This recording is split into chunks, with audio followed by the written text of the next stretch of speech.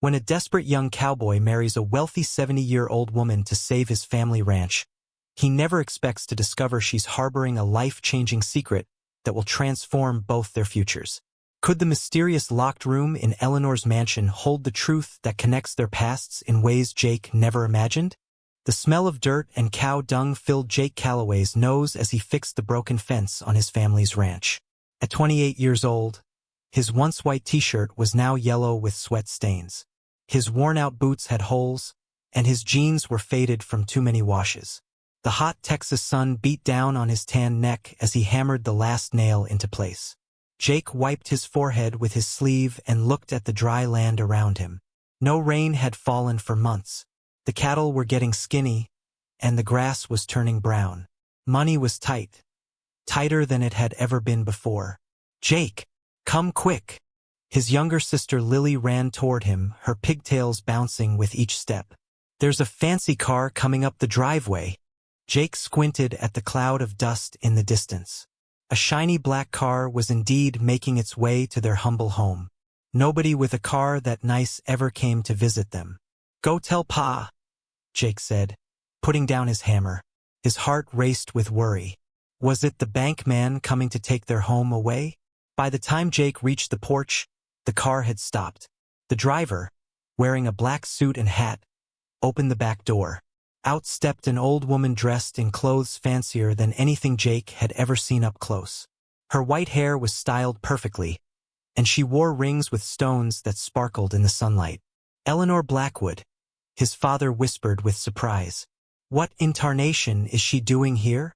Jake had heard stories about Eleanor Blackwood. She owned the biggest cattle ranch in the county, maybe even the state. Her family had money going back generations. Some folks said she was worth millions. "Mr. Calloway," Eleanor said, walking up to the porch with a cane but still standing tall and proud. "It's been a long time. May I come in?" Jake's father nodded silently, his face pale. They all went inside the small farmhouse. Jake's mother hurried to make tea, apologizing for not having anything fancier to offer.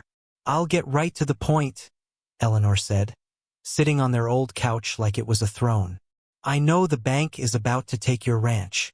Jake's father's face turned red with shame. "We've had some bad luck, but we'll make it through." Eleanor smiled, but it didn't reach her eyes. "The bank called in your loan. You have 30 days to pay it off or you lose everything. Is that correct?" The room fell quiet. Jake felt his stomach twist into knots. He hadn't known things were that bad. "How do you know that?" Jake's mother asked, her voice shaking. "I make it my business to know everything that happens in this county," Eleanor replied, taking a sip of tea. "I have a solution to offer you." Jake watched as Eleanor reached into her fancy purse and pulled out a check. "This will pay off your debt and give you money to get back on your feet." His father's eyes widened at the amount written on the check. "We can't accept that. We could never pay it back."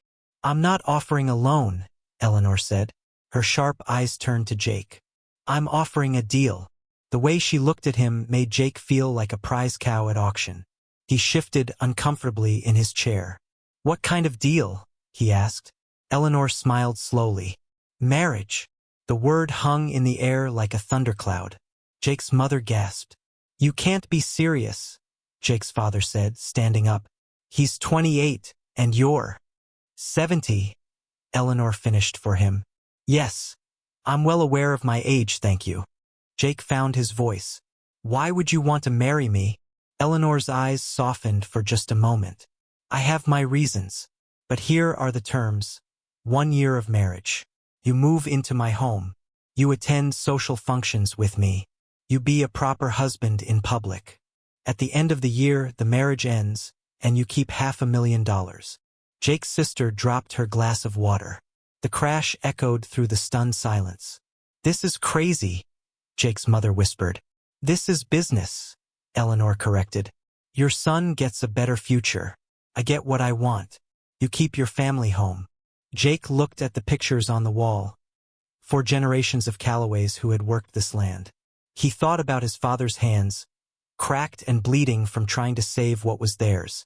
"I'll do it," Jake said before he could change his mind. "Jake, no!" his mother cried. Eleanor stood up, leaning on her cane. Smart boy. We'll be married by the end of the week. My lawyer will draw up the papers. As she walked out, Jake felt like he had just sold his soul. But what choice did he have? 3 days later, Jake stood in the county courthouse wearing the only suit he owned, his grandfather's funeral suit. Eleanor wore a simple cream-colored dress that probably cost more than everything in his family's house combined.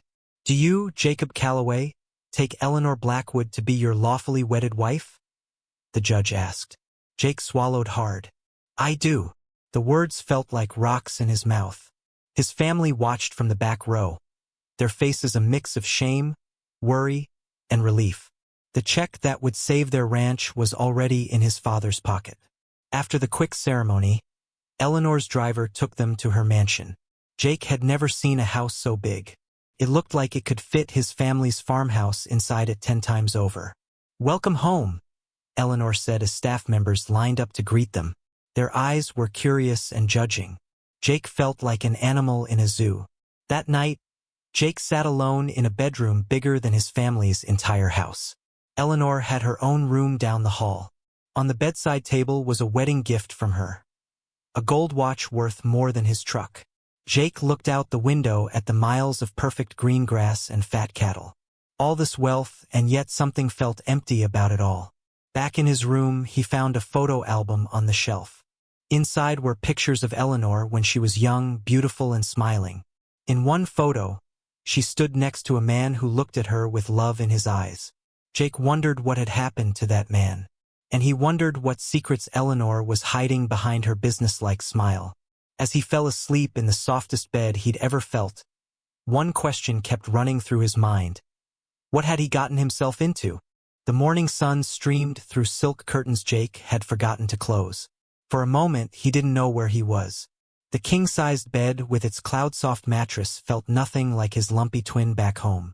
Then it all came rushing back, the deal, the wedding, Eleanor Blackwood. His new wife, the woman old enough to be his grandmother.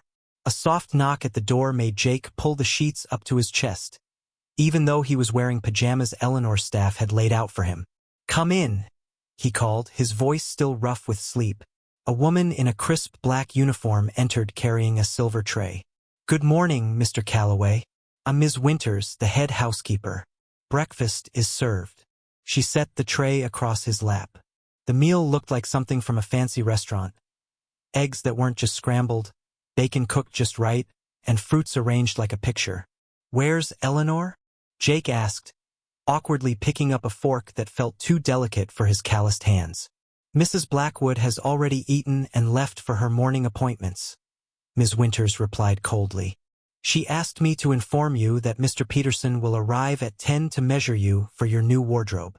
Before Jake could ask who Mr. Peterson was, Ms. Winters added, after breakfast, Thomas will show you around the estate.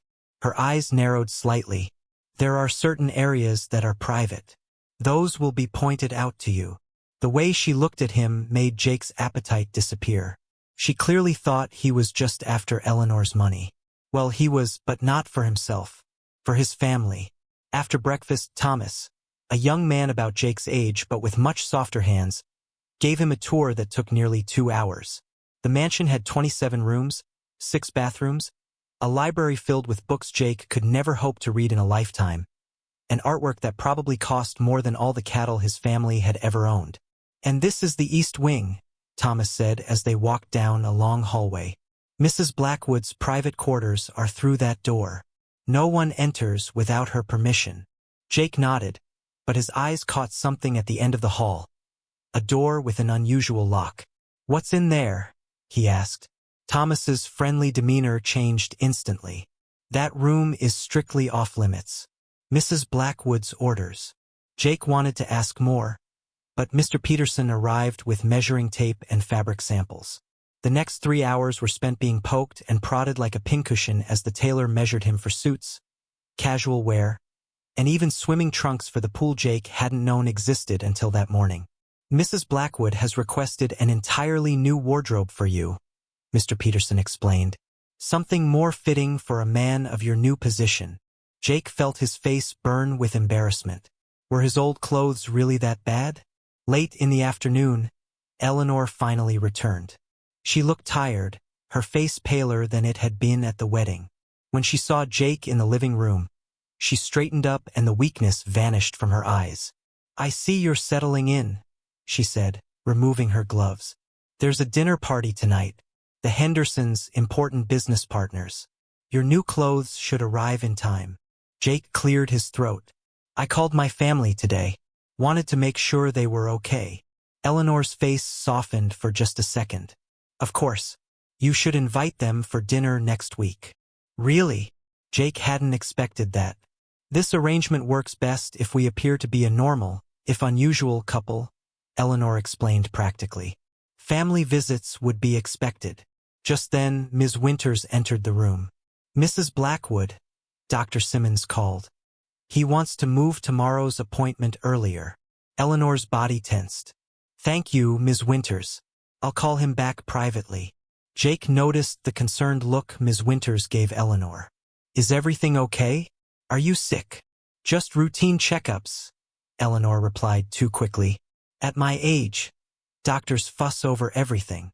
That evening, Jake stood uncomfortably in a new suit that fit him perfectly but felt like a costume. The dinner party was small, just the Hendersons and another couple named the Robertsons, but Jake felt completely out of place. "So tell us, Jake, how did you and Eleanor meet?" Mrs. Henderson asked over dessert. Jake froze. They hadn't prepared a story. "I was having trouble with some of my cattle." Eleanor jumped in smoothly. "Jake helped me solve the problem. His knowledge of ranch management impressed me." "Love at first sight, then?" Mr. Robertson asked with obvious disbelief. "Something like that," Eleanor replied with a smile that didn't reach her eyes. Later that night, after the guests had left, Jake found Eleanor in the library with a glass of whiskey. "You handled yourself well," she said, pouring him a glass too. "The first one is always the hardest." Jake took the whiskey, letting the burn steady his nerves. "How many more of these do I have to go to?" "As many as necessary," Eleanor replied. "Tomorrow we have lunch with the mayor." Jake sighed. "This is a lot more public than I expected." Eleanor's eyes narrowed. "That's the whole point, Jake. People need to see us together. They need to believe this is real." "Why?" Jake asked. "Why is it so important what people think?" Something flashed in Eleanor's eyes. "Hurt, maybe, or anger. You'll be paid well for your performance. The reasons are my business." The next morning, Jake woke early. Unable to sleep, he decided to explore the grounds. The estate was even bigger than he'd realized. Stables with thoroughbred horses, a small lake, gardens that must have taken an army to maintain. As he passed the garage, he noticed Eleanor's car leaving. It was barely 6 a.m. Where was she going so early? Curious, Jake found Thomas preparing the morning coffee. "Does Eleanor often leave this early?" Thomas hesitated. "Mrs. Blackwood has many business matters to attend to." "Every morning at 6? Jake pressed. "I don't keep track of the mistress's schedule," Thomas replied, but his eyes shifted away.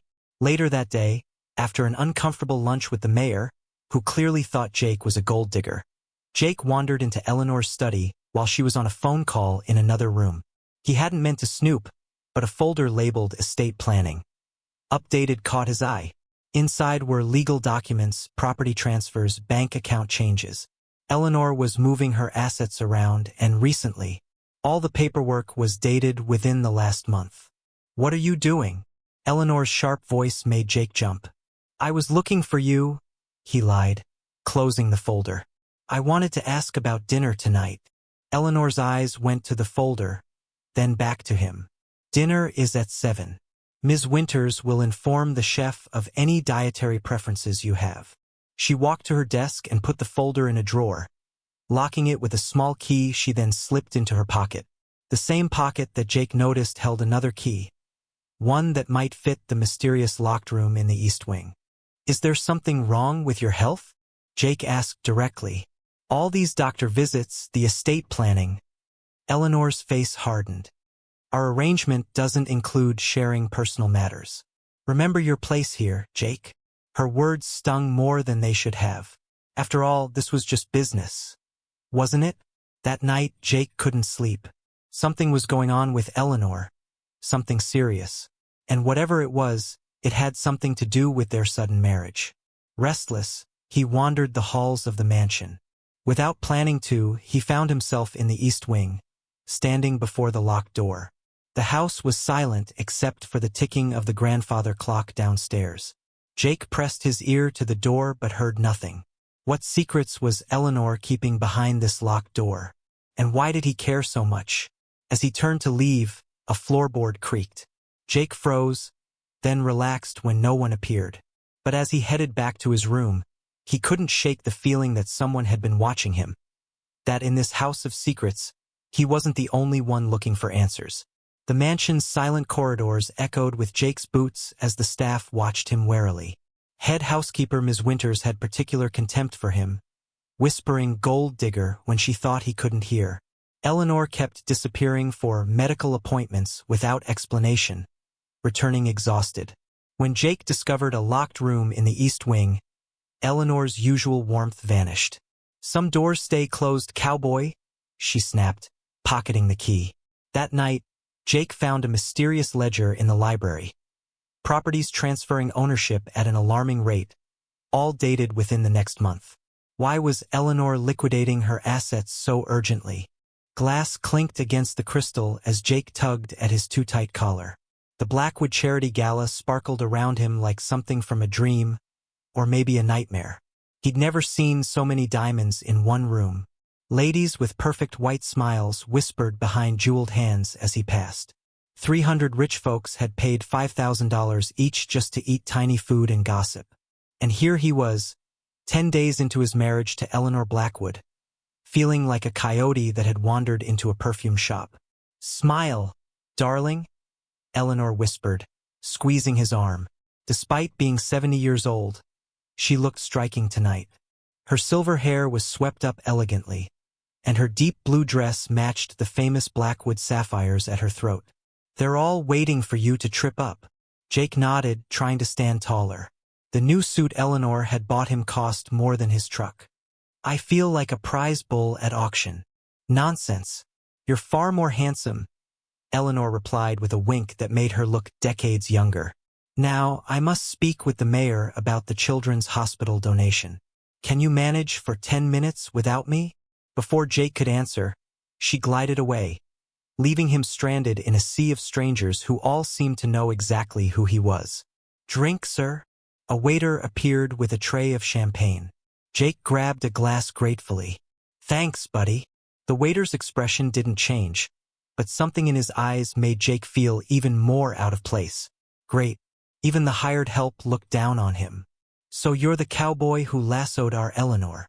Jake turned to find an older man with a red face and a sharp suit watching him. The man stuck out his hand. "Senator Williams. I've known Eleanor for 30 years. Jake Calloway." His palm felt sweaty as he shook the senator's hand. "Nice to meet you. Quite a whirlwind romance, I hear." The senator's smile didn't reach his eyes. "None of us even knew Eleanor was dating again after her treatments." Jake froze mid-sip. "Treatments? Oh." The senator's eyebrows rose slightly. "I assumed. Well, it's not my place. Eleanor has always been private about personal matters." Jake's stomach tightened. "My wife doesn't keep secrets from me."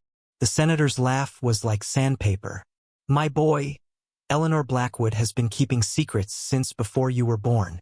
That's how she built her empire." He leaned closer, breath smelling of expensive whiskey. "Quite a miracle worker, aren't you?" Eleanor never mentioned a fiancé during her treatment. Before Jake could demand answers, a commotion erupted near the entrance. A tall man with Eleanor's eyes and a rumpled tuxedo pushed past 2 security guards. "Let go of me. It's my mother's party. For God's sake." The crowd parted like water. Jake watched as Eleanor's face drained of color. "Marcus," she whispered, and Jake realized he was seeing Eleanor's son for the first time. The son she'd barely mentioned, who hadn't even come to their small wedding ceremony. Marcus Blackwood stormed across the ballroom, his movements unsteady. Jake could smell the bourbon from 10 feet away. The band stopped playing. "Mother," Marcus called out too loudly. "Aren't you going to introduce me to my new daddy?" Eleanor's spine straightened. "You're drunk, Marcus. And you're a fool." He turned to scan the crowd until his gaze landed on Jake. There he is, the cowboy who struck gold. Marcus staggered toward Jake, pointing. "Enjoying my inheritance already, cowboy?" Jake stood his ground as Marcus invaded his space. Up close, he could see that Eleanor's son was probably in his 40s, with the puffy, red features of a longtime drinker. His expensive watch and designer tuxedo couldn't hide the shaking in his hands. "Your mother and I are married now," Jake said quietly. "You might want to show some respect." Marcus laughed bitterly. "Respect? For the ranch hand who seduced a sick old woman? Do you even know what you've gotten yourself into, cowboy?" Two security guards approached cautiously. Eleanor stepped between them, her voice low but firm. "That's enough, Marcus. We can discuss this tomorrow when you're sober." "Oh, I'm thinking clearly for the first time in years," Marcus replied. "I just needed to see him for myself." He looked Jake up and down with undisguised contempt. "What did he promise you, mother? Youth? Adventure?" His voice dropped to a dangerous whisper. "Does he make you feel young again while he waits for you to die?" Jake's fist connected with Marcus's jaw before he even realized he was swinging. Eleanor gasped as her son sprawled backward into a table of champagne glasses that crashed to the marble floor. The room exploded with shocked murmurs. Security guards rushed forward, grabbing Jake's arms. Eleanor's hand flew to her mouth. "Get him out!" someone yelled. "No," Eleanor commanded, her voice cutting through the chaos. "Remove my son. Mr. Calloway stays." The guards hesitated, then changed direction, helping Marcus to his feet. "You'll regret this," Marcus slurred as they dragged him toward the exit. "Both of you." Eleanor turned to her guests with a practiced smile. "Please forgive the interruption. The band will continue, and dinner will be served shortly." As conversations cautiously resumed and the music started again, Eleanor touched Jake's arm. "I need some air." They slipped out to the terrace overlooking manicured gardens lit by tiny fairy lights. Eleanor's hands trembled as she gripped the stone balustrade. "I'm sorry," Jake said. "I shouldn't have hit him." "No, you shouldn't have." Eleanor sighed deeply. "But Marcus has been testing my patience for decades. He said you were sick." Eleanor's shoulders stiffened. "Marcus talks too much when he drinks." "Are you?" Jake pressed. "Sick? I mean, everyone is sick at 70, darling." Eleanor waved her hand dismissively. "A touch of arthritis, high blood pressure. Nothing dramatic." Jake wasn't convinced. Senator Williams mentioned treatments. Eleanor's laugh sounded brittle. "Politicians. Always exaggerating." She patted his cheek. "Now, let's return before people start more rumors." The rest of the evening passed in a blur of forced smiles and small talk. Jake couldn't shake the feeling that something important was being hidden from him. He excused himself after dinner, claiming he needed the bathroom, but instead wandered down a quiet hallway. He needed space to think. The hallway opened into another wing of the massive house where the party sounds faded. Jake found himself in what looked like a small study with bookshelves and a desk. A phone rang somewhere nearby, startling him. Jake followed the sound to a room across the hall, where the door stood slightly ajar. A man's voice spoke urgently inside. "I understand patient confidentiality, nurse, but I've been Eleanor's doctor for 15 years. Those test results should have been sent to me directly." Jake froze, knowing he shouldn't eavesdrop but unable to move away. "The new scan shows progression exactly as we feared," the voice continued. 6 months at most if we're lucky. Does her new husband know?" Jake's heart pounded in his chest. 6 months? Eleanor was dying? "Yes. I'll speak with her tonight after the guests leave. Just make sure those medications are delivered tomorrow." Jake backed away from the door, bumping into a small table. A vase wobbled, and he caught it just before it fell. When he looked up, the doctor was standing in the doorway, a slender man with silver-rimmed glasses and a concerned expression. "Can I help you?" the doctor asked, a hint of suspicion in his voice. Just needed a quiet spot, Jake mumbled. The party's pretty overwhelming. You must be the new Mr. Blackwood. The doctor didn't offer his hand. Dr. Harris. I've treated Eleanor for many years. Jake swallowed hard. Nice to meet you. Eleanor speaks highly of you. Does she? Dr. Harris looked skeptical. And what exactly has she told you about her condition? Before Jake could answer, Eleanor's voice called from down the hall. Jake? Are you out here? Dr. Harris gave Jake a long, measuring look. I think we should continue this conversation another time, with Eleanor present. Jake nodded stiffly and turned to meet his wife, mind racing with questions he wasn't sure how to ask. Eleanor appeared at the end of the hallway, slightly out of breath. There you are. I've been looking everywhere. Her smile faltered when she saw Dr. Harris. Lawrence, I didn't realize you two had met. Just introducing ourselves, Dr. Harris said smoothly. We'll catch up after your guests leave. Eleanor's eyes darted between them. Of course.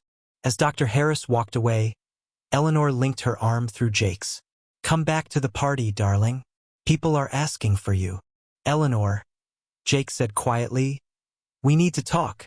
Later, she insisted, leading him back toward the noise and light. Tonight is about the children's hospital, not us.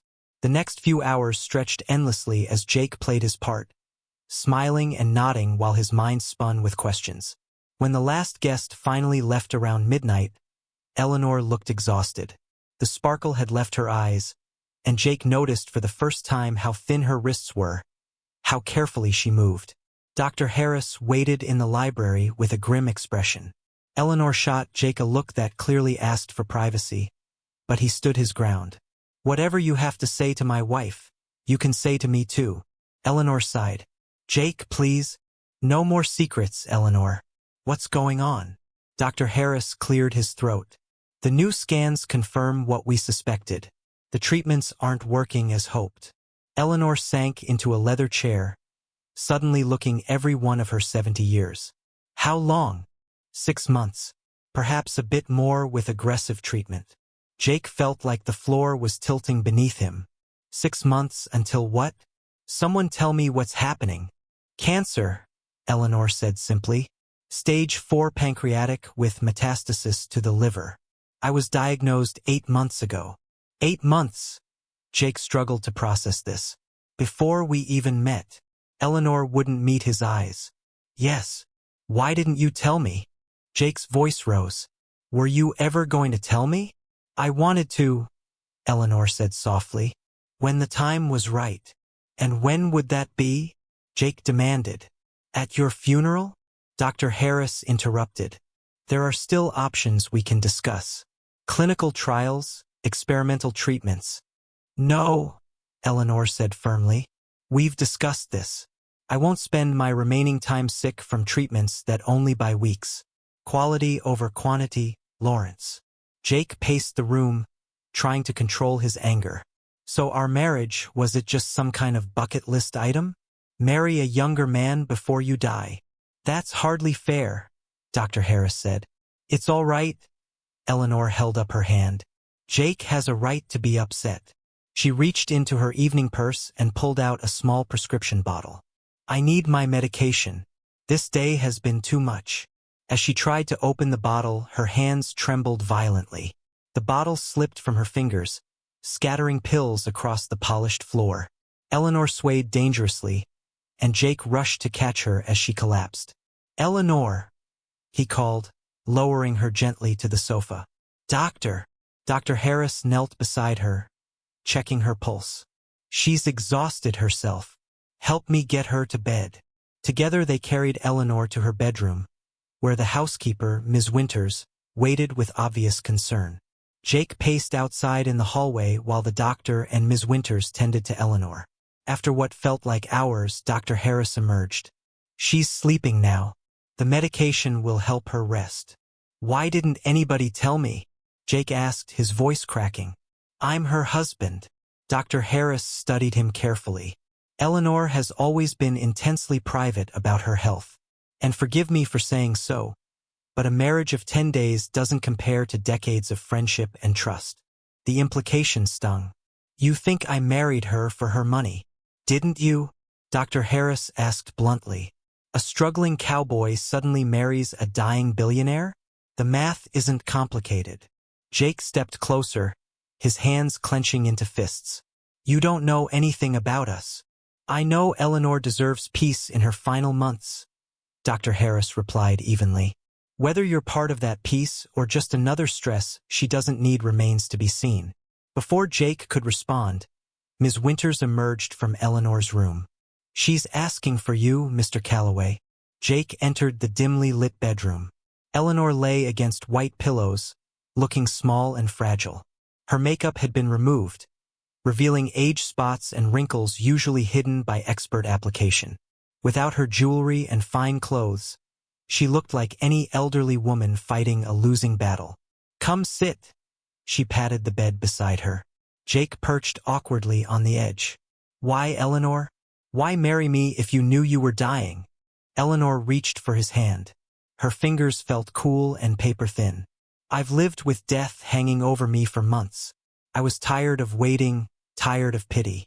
Then I met you at that fundraiser. So full of life and passion about saving your family ranch. She smiled faintly. When you told me about your financial troubles, a solution presented itself.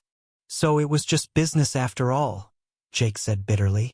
At first, Eleanor admitted, I needed an heir who wasn't Marcus. Someone who would respect my legacy, who understood hard work and land. You needed money. It seemed perfect. And you didn't think I deserved to know you were dying? Would you have married me if you knew? She asked quietly. Jake looked away, unable to answer. I thought not. Eleanor sighed. I've made my peace with dying, Jake. What I couldn't accept was everything I've built being squandered by Marcus. He's never worked a day in his life. So I'm just a backup plan to spite your son? No. Eleanor squeezed his hand. You're my second chance to do something meaningful with my wealth. To help someone worthy. Jake pulled his hand away. I don't want your charity. It's not charity. Eleanor's voice strengthened. It's an investment in someone I believe in.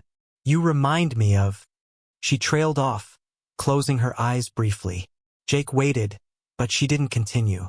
I remind you of who? He prompted. Someone from long ago, Eleanor said vaguely. It doesn't matter now. Jake stood up, overwhelmed. I need some air. Jake, Eleanor called as he reached the door. I may not have been completely honest, but neither were you.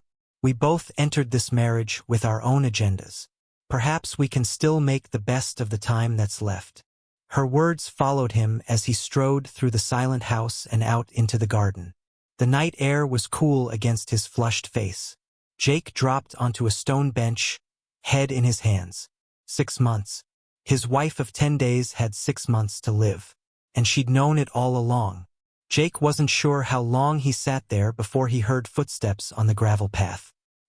He looked up, half expecting Eleanor, but instead found Ms. Winters watching him with those judgmental eyes. What do you want? He asked wearily. To understand your intentions, the housekeeper replied. I've served Mrs. Blackwood for 30 years. I won't stand by while you break her heart in her final months. Break her heart. Jake laughed without humor. She lied to me. And you married a woman more than 40 years your senior out of pure love? Ms. Winters raised a skeptical eyebrow. We both know better. Jake couldn't argue with that. Our arrangement was mutually beneficial. Then why are you so angry about her illness? Ms. Winters pressed. If this is just a business deal, her death should be irrelevant to you, as long as the money comes through. The question hit Jake like a punch to the gut. Why was he so upset? He'd gotten exactly what he wanted: financial salvation for his family's ranch. If Eleanor died sooner rather than later, wasn't that actually better for him? The thought made him sick.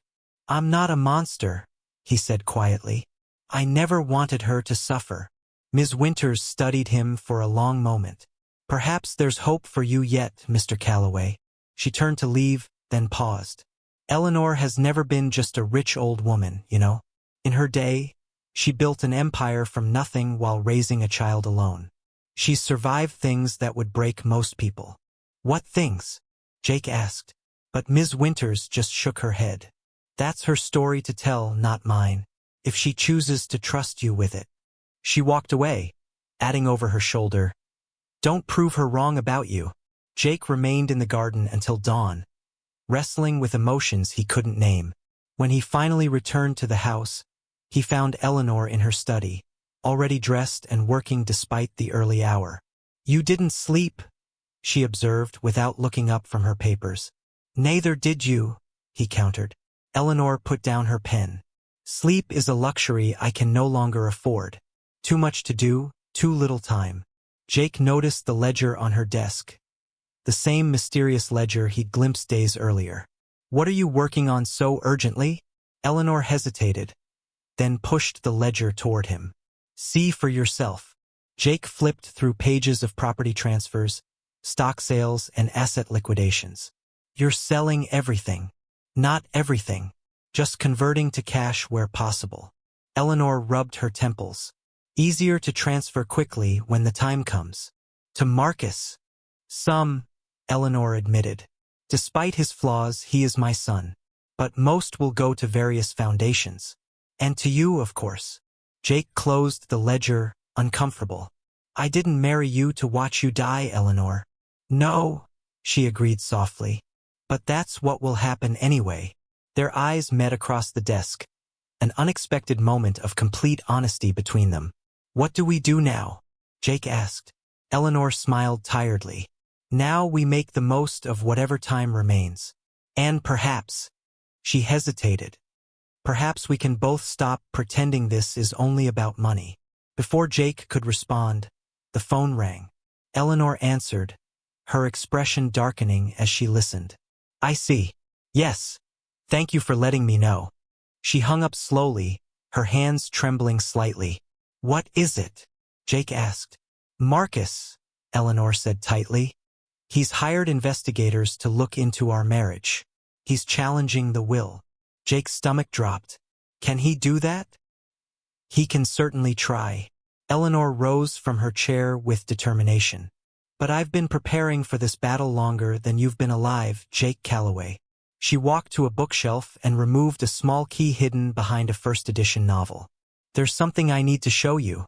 Something I should have shown you before we married."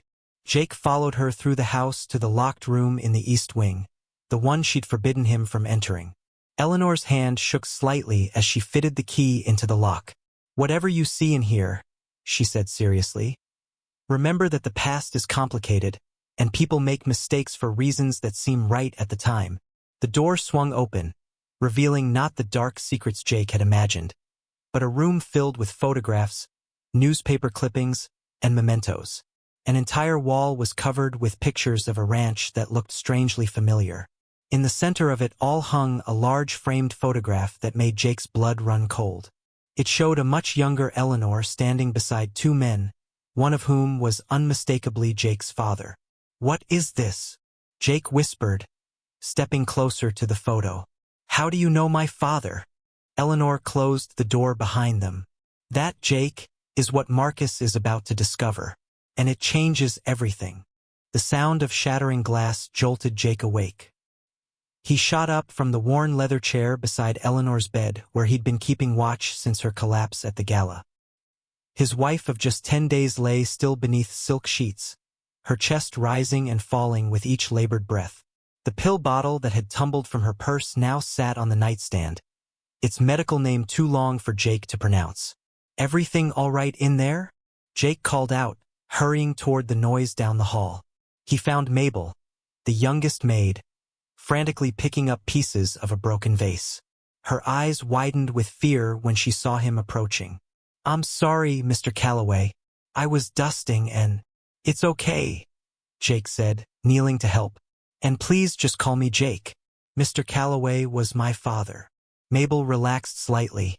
"Ms. Winters would have my job for this. Good thing she's in town picking up more medicine." Jake thought about the head housekeeper's cold stares. "Don't worry about her. I won't tell if you won't."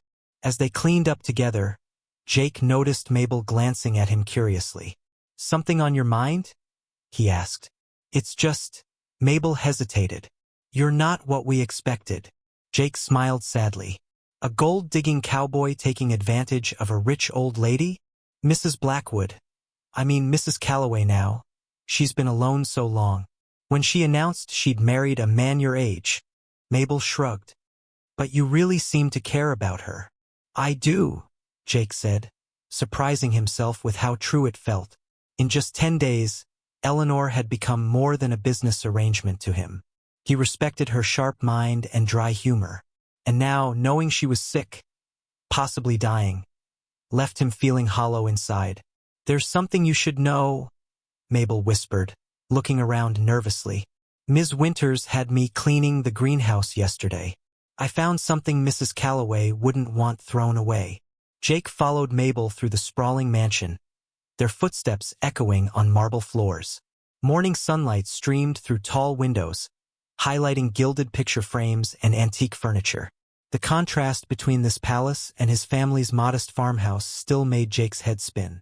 The greenhouse stood at the far end of the east garden, a cathedral of glass filled with exotic plants. Eleanor spent hours here each day before her health declined. "Behind that big palm tree," Mabel pointed, "there's a loose brick in the wall." After Mabel left, Jake moved the pot and found the brick immediately. It slid out easily, revealing a small cavity. Inside was a leather-bound book with Eleanor, embossed in fading gold letters. Jake's fingers hovered over the journal. This was private. This was wrong. But Eleanor's mysterious past, her connection to his family, the locked room she forbade him to enter, everything pushed him to open the cover. The first pages dated back 15 years, the handwriting elegant and flowing. April 15th, 2010. Marcus turns 35 today. I sent a card and check as usual. No response as usual.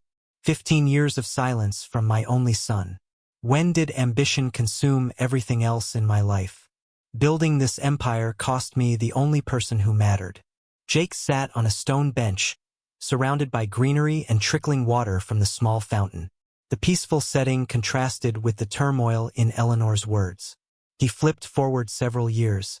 September 3rd, 2013. The specialists at Mayo Clinic confirmed it today. 3 to 5 years at most. I've built everything I touched into gold, but I can't buy more time. All these empty rooms, all this money. For what? For whom? Jake realized Eleanor had known about her illness for much longer than a few months. She'd been carrying this burden alone for years. December 18th, 2015 saw him again today. Jack Calloway's boy, Jake. He's grown into a fine young man. So much like his father at that age. Determined, hardworking, kind to animals and people alike. The Calloway ranch is struggling again. I hear whispers in town. History repeats itself. If only pride hadn't stood between Jack and me all those years ago. Jake's heart pounded. Eleanor had known him. Been watching him years before their chance, meeting at the livestock auction where she'd first proposed her unusual offer. As he turned the pages, Jake found more entries about himself. March 5th, 2022. Jake won the rodeo championship today. I watched from the back row. Nobody knows who the old woman in the big hat is anymore. The Blackwood name means nothing to the younger generation. But I saw his father's strength in him when he stayed on that bull. Jack would be proud. Jake remembered that day clearly. His biggest win, the prize money that kept their ranch afloat for another 6 months. Had Eleanor really been there? July 12th, 2023. The drought is destroying the Calloway ranch. Their cattle are thin, their crops failing. Jake works from sunrise past sunset, but nature can't be outworked. I could help, should help, but how? Marcus would see any money movement. And Jack made me promise all those years ago to stay away from his family. Jake's hands trembled. What promise? What history did Eleanor share with his father, who had died 3 years ago? Then came the entry that made his blood run cold. November 28th, 2023. The perfect solution came to me today. Marriage. My accountants confirm it would work. Marcus can't block transfers to a legal spouse. The bank will foreclose on the Calloway ranch by spring without help. My time grows shorter, The latest scans showed progression. A marriage of convenience, just long enough to secure Jake's future before I'm gone. He'll hate the idea, of course. Too much pride like his father. But I'll make it sound like I need him more than he needs me. Jake dropped the journal, his mind reeling. Their entire relationship, what he'd thought was a strange but straightforward business arrangement, was built on layers of deception. Eleanor had manipulated him, but seemingly to help him while hiding her true motives. He picked up the journal again, forcing himself to read the most recent entries. February 2nd, 2024. I approached Jake today with my proposal. The shock on his face was almost comical. He thinks I'm a lonely old woman looking for company in my final years. Let him believe that it's kinder than the truth. In time, perhaps I can tell him everything. February 10th, 2024. Wedding day. The look on Marcus's face when I called to tell him, worth every moment of this charade. Jake was kind throughout the ceremony. He tries to hide his discomfort around me, but I see the questions in his eyes. 10 days. The doctors say I have perhaps 6 months. Enough time to make things right? Enough time to finally tell the truth? The final entry was dated just 2 days ago. February 17th, 2024. Pain worse today. Had to increase medication. Jake notices but doesn't pry. Another trait from his father. The charity gala tomorrow will be difficult, but necessary. Marcus will surely make an appearance to challenge the marriage. I need to speak with Dr. Patterson about changing my treatment plan. Time is running short, and there's still so much Jake doesn't know.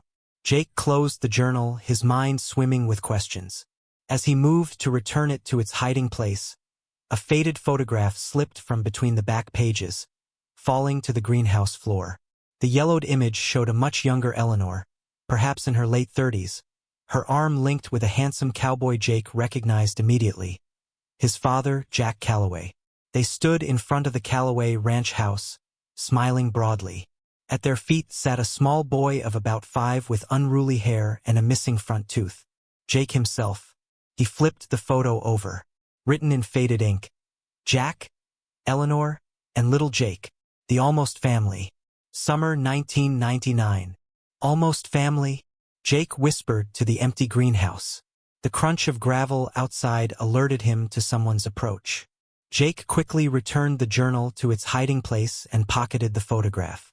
Ms. Winters appeared at the greenhouse door, her thin frame silhouetted against the morning light. "Mrs. Calloway is asking for you," she said coldly.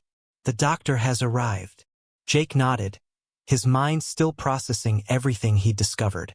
As he walked back toward the main house, the photograph burned in his pocket like a hot coal. In Eleanor's bedroom, Dr. Patterson was packing his medical bag as Jake entered. The elderly physician had been the Blackwood family doctor for decades, according to Eleanor. "Ah, Mr. Calloway," Dr. Patterson said. "Your wife is stable for now. I've adjusted her medication, which should help with the pain, but she needs rest." Eleanor sat propped against pillows, looking surprisingly alert. Her silver hair had been brushed and arranged, and someone had helped her apply light makeup. Even dying, she maintained the dignity that had built her cattle empire. "There you are," she said, extending a thin hand toward Jake. "I was beginning to think you'd run back to your ranch." "Just getting some air," Jake replied, taking her hand gently. Dr. Patterson cleared his throat. "I'll be back tomorrow to check your levels, Eleanor. Call if anything changes." He nodded to Jake and left them alone. Eleanor patted the edge of the bed. "Sit with me, Cowboy. We need to talk." Jake perched carefully beside her, the photograph from the journal feeling heavier with each passing second. "About what?" "About why you married me," Eleanor said directly. "And don't give me that nonsense about helping a lonely widow in her final years."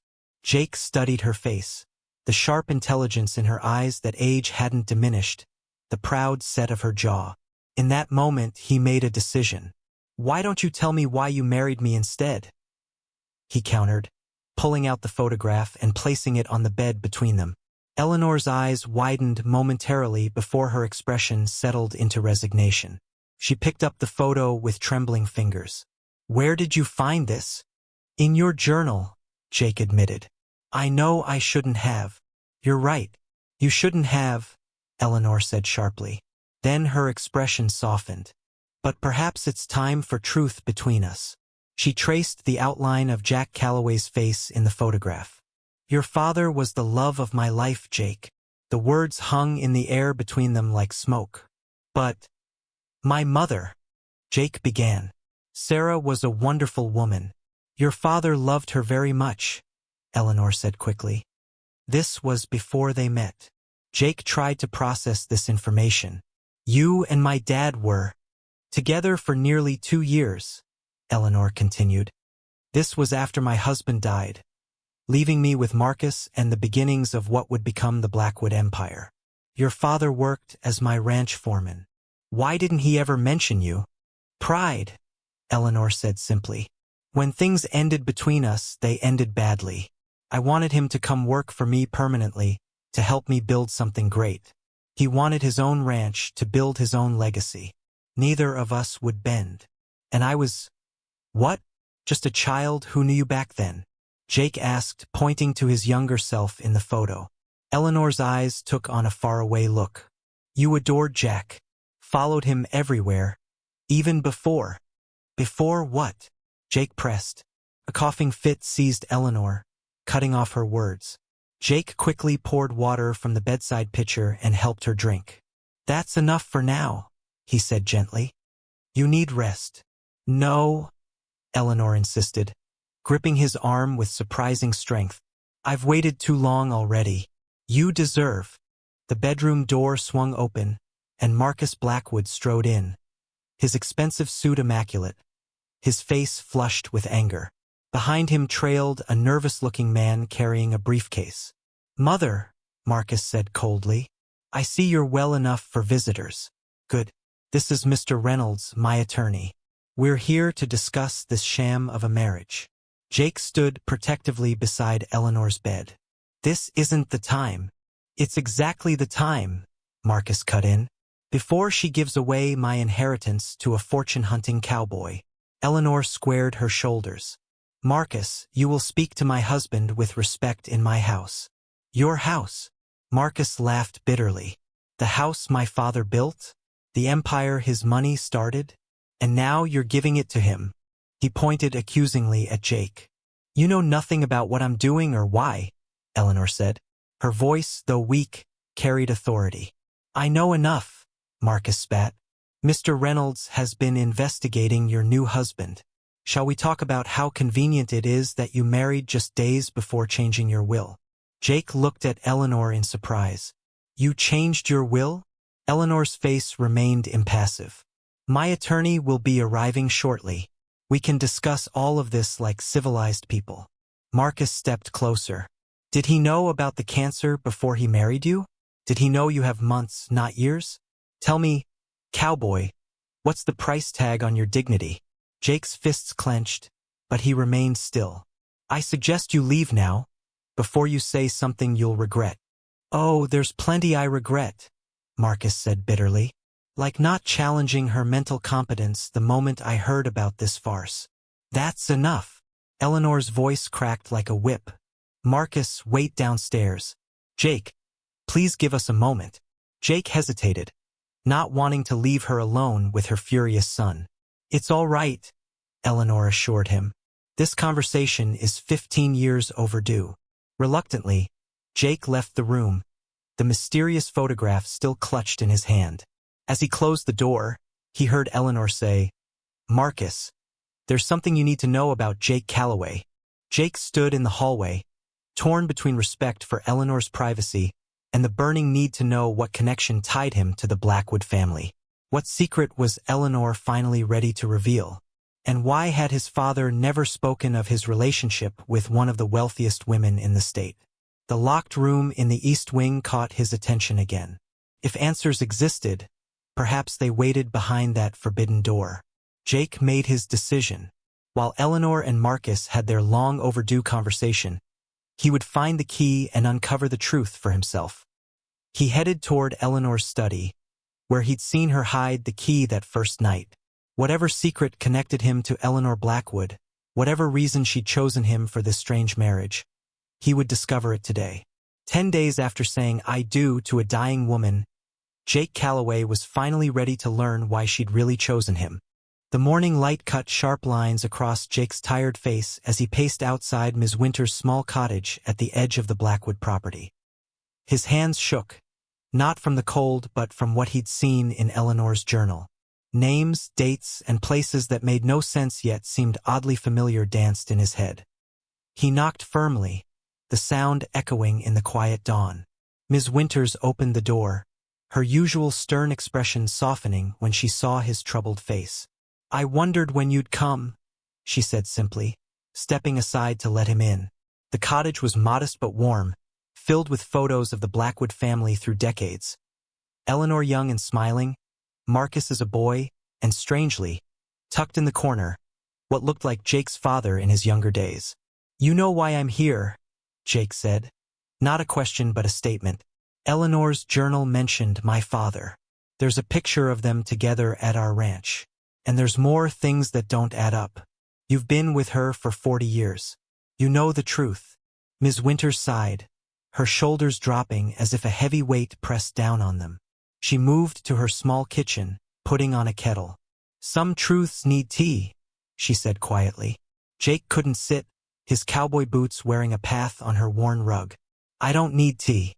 I need answers. Eleanor's sick. Dying. And there's some connection to my family that nobody bothered to tell me about." "Your father never told you?" Ms. Winters turned, genuine surprise on her face. "Not even when you married her?" When Jake shook his head, she let out a low whistle. "Lord have mercy. You really don't know." "Know what?" Jake's voice cracked with frustration. Ms. Winters gestured to a photo album on her shelf. "Bring that here, boy." Jake grabbed it, dropping it onto her kitchen table with more force than he intended. Ms. Winters opened it with careful hands, turning to a page near the middle.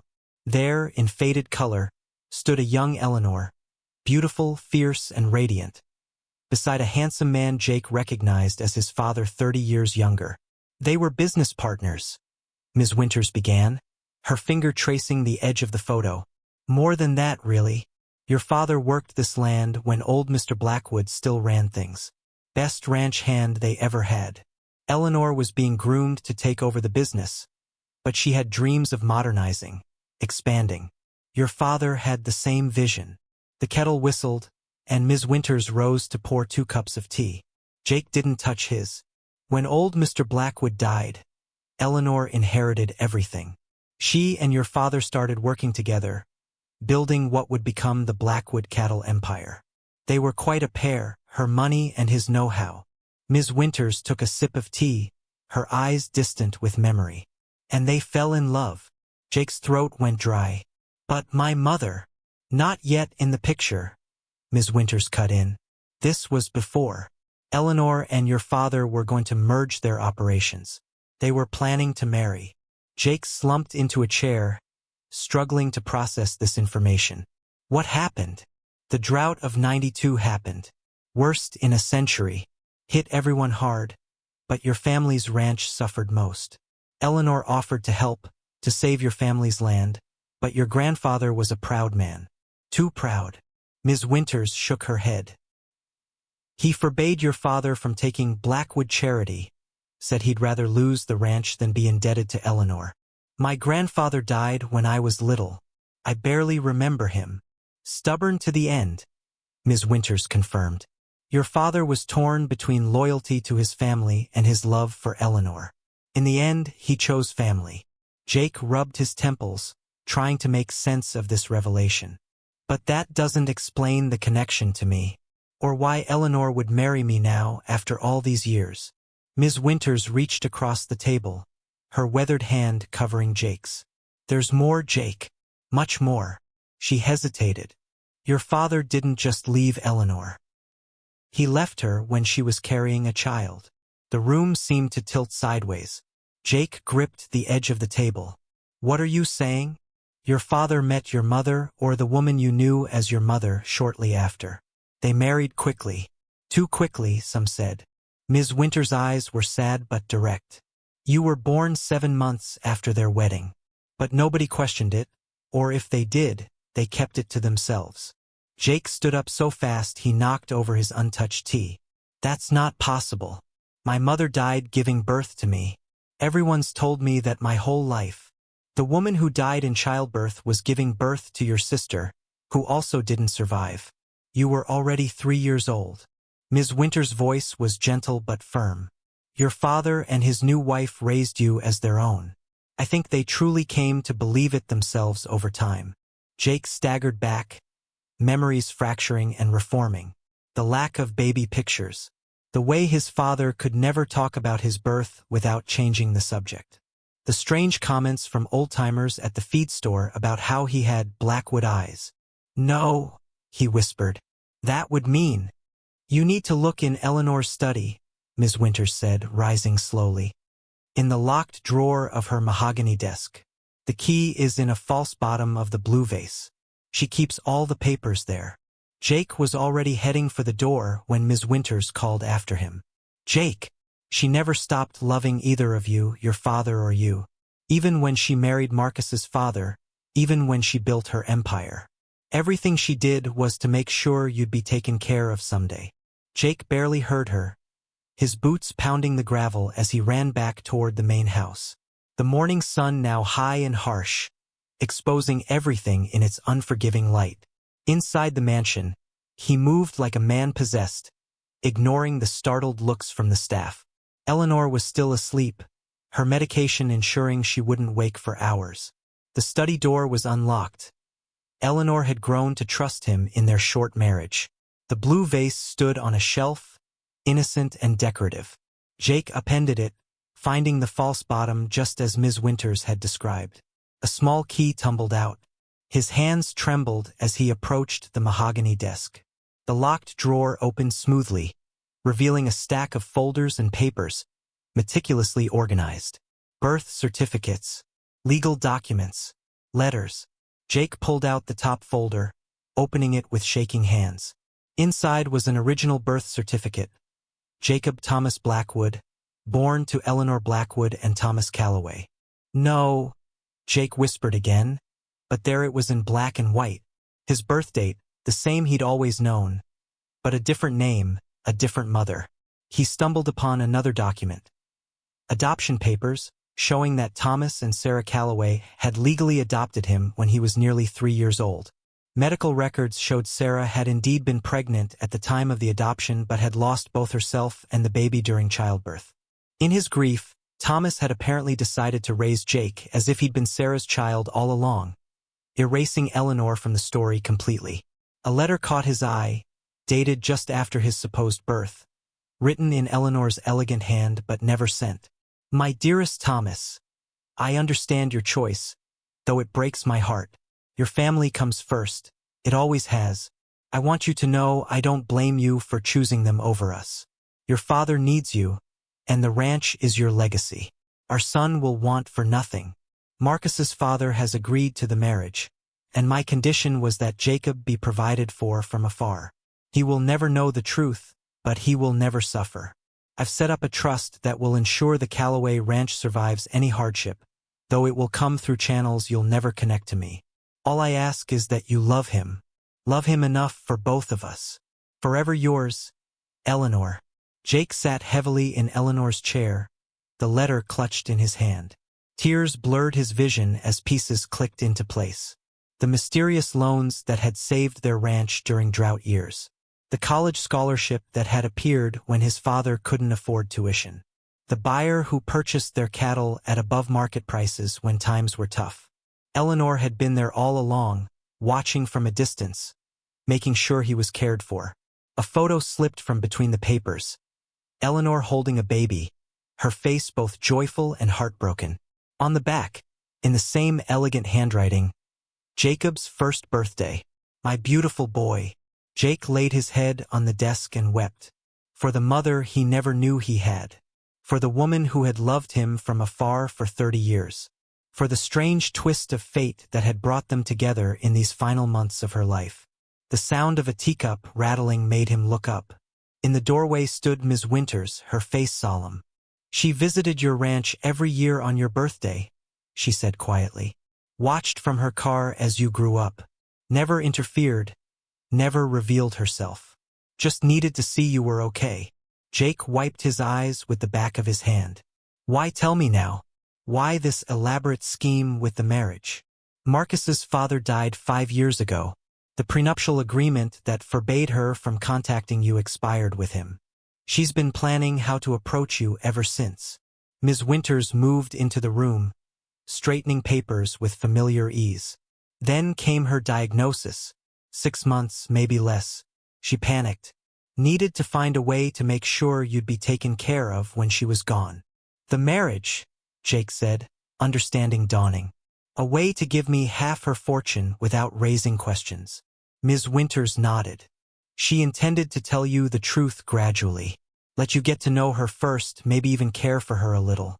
She was afraid if you knew from the start, you'd think it was just about money or guilt. And Marcus? Does he know about me? No.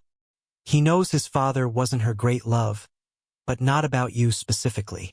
Ms. Winters sighed. That storm is still coming. Jake stood up, gathering the documents. His mind raced with 30 years of rewritten history. The father he'd loved and lost 3 years ago had kept this secret his entire life. The mother he'd never known had been watching over him all along. And now she was dying, just when he'd found her. She'll be awake soon, Ms. Winters said. Her medication wears off around noon. Jake nodded, unable to form words. What will you do? Ms. Winters asked softly. Jake looked down at the birth certificate in his hands. Jacob Thomas Blackwood, son of Eleanor, son of Thomas, a cowboy and an heiress, the poor ranch hand and the rich woman. His entire identity had shifted in a matter of hours. I don't know, he admitted. How do you face the woman who gave birth to you, gave you up, watched you from afar your whole life, then married you before telling you the truth? Ms. Winters placed a gentle hand on his shoulder. With forgiveness, I hope. She's made mistakes, but loving you was never one of them. Jake carefully returned the documents to the drawer, keeping only the letter and the photo. As he walked toward Eleanor's bedroom, his mind flooded with questions. Would he tell her he knew? Would he rage at her for the deception or thank her for the silent support throughout his life? Could he find it in himself to be her son for the brief time she had left? The answers wouldn't come easily. Nothing about this situation would be simple. But as he approached her door, he knew one thing with absolute certainty. The woman sleeping in that room was not just his wife of 10 days. She was his mother. And somehow, against all odds, they'd been given a chance to know each other before it was too late. The door to Eleanor's bedroom loomed before him, both a barrier and a gateway to a truth 30 years in the making. Jake took a deep breath, tucked the photo into his shirt pocket right above his heart, and knocked softly. Come in, called Eleanor's frail voice. Jake's hand hesitated on the doorknob. In this moment, balanced between his past and future, he realized the most bizarre truth of all. He had married his own mother, and yet it wasn't as wrong as it sounded. It was, in its own twisted way, a chance to set things right. He pushed open the door to face the woman who had given him life twice, once at birth, and again by saving the only home he'd ever known. Eleanor sat propped against pillows, morning light giving her aged face a golden glow. When she saw him, his eyes, he now realized, lit up with that same mixture of love and sorrow he'd seen in the photograph. Good morning, my dear husband, she said, her voice carrying a weight that Jake now understood. Jake moved to her bedside, taking her fragile hand in his. The wedding ring he'd placed there 10 days ago caught the light. How strange that this symbol of their false marriage would become the bridge to their true relationship. Eleanor, he said softly, his voice steady despite the storm inside him. I think it's time we talked about my father, and about why you really married me. Her eyes widened, fear and relief battling across her features. Then slowly she nodded.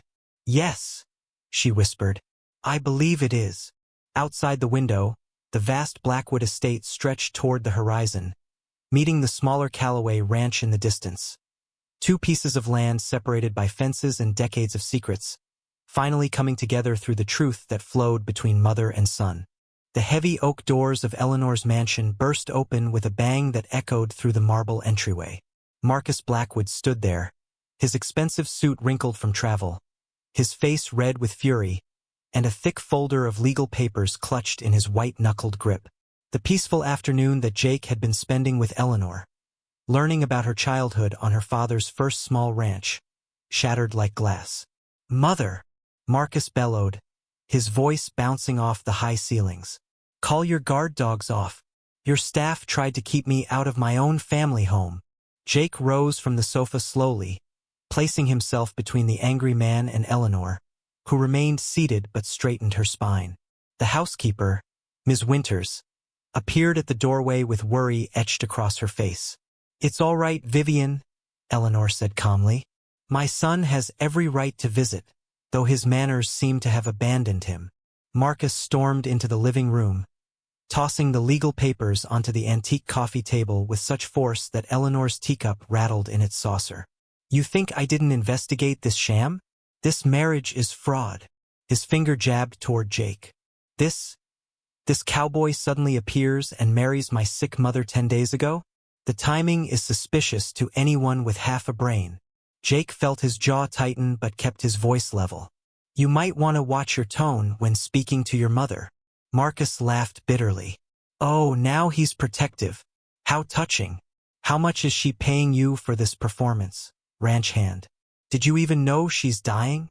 The room went still. Jake turned to Eleanor, whose face had gone pale but whose eyes remained steady. She hadn't told him. Not in so many words, but the pills, the doctor visits, her tiredness. He'd suspected something serious. "Marcus, please sit down," Eleanor said softly. "I will not sit down. I have divorce papers, evidence of coercion, and proof that this marriage was arranged under duress. No judge in the country will let this gold digger take what belongs to the Blackwood family." Marcus slammed his hand on the table. "Belongs to you, you mean?" Eleanor said, her voice gaining strength. "Everything I've built, everything I've earned. You believe it's already yours." Jake watched the mother and son face off, feeling like an intruder in a battle that had begun decades before he entered the picture. Yet something about Marcus's rage seemed almost childlike, the tantrum of a boy who felt cheated, not the calculated anger of a man concerned about money alone. "You gave me nothing while I was growing up except your absence and your disappointment," Marcus spat. "And now you'll give everything to a stranger?" Eleanor rose slowly from her chair, her small frame somehow filling the room. For a moment, Jake saw the formidable businesswoman who had built an empire from a struggling cattle operation, the woman other ranchers feared at auctions and negotiations. "It's time both of you knew the truth," she said. Ms. Winters stepped forward. "Mrs. Blackwood, your medication." "Not now, Vivian." Eleanor cut her off, her eyes never leaving the two men. "Some truths can't wait for convenient timing." The grandfather clock in the hallway ticked heavily as Eleanor walked to the mantel and picked up a silver-framed photograph, her wedding picture with Jake. She held it gently, then set it down to pick up another. Marcus as a young boy sitting stiffly beside her. "You had everything, Marcus, the best boarding schools, trust funds, my constant attention whenever I wasn't working to build something that would secure your future. And still, somehow, you grew to resent me." Her voice trembled slightly. "And you resented the idea of the ranch boy I gave away even more, though you never knew him by name." Jake felt the floor shift beneath his boots. "What did you say?" he asked, his mouth suddenly dry. Marcus looked between them, confusion momentarily replacing his anger. "What ranch boy? What are you talking about?" Eleanor's eyes filled with tears that didn't fall. "Before your father, Marcus, I loved a man who worked this land. Your grandfather didn't approve. A cattle empress didn't marry the help. When I became pregnant, your grandfather threatened to disown me, to leave me penniless." She turned to Jake. "I was young and scared. I gave my baby to the man I loved, who married quickly afterward. They raised my son as their own, and I married Marcus's father instead." Jake stumbled backward until his legs hit the sofa. The room spun around him as pieces clicked together. Eleanor's strange interest in his failing ranch, her tears at their wedding, the familiar way she sometimes looked at him. "No," he whispered. "My mother died in childbirth. My father always told me." "Your father protected you from the truth," Eleanor said. "From the scandal, from the pain of knowing your mother had chosen money and position over keeping you." Marcus's face had drained of color. "This is absurd. You're making this up to justify this ridiculous marriage." Eleanor walked to her desk and unlocked the bottom drawer with a small key from her necklace. She withdrew a yellowed envelope and handed it to Marcus. "Your father knew. It was part of our marriage arrangement, that I would never speak of my first child, that I would be a proper mother to his heir."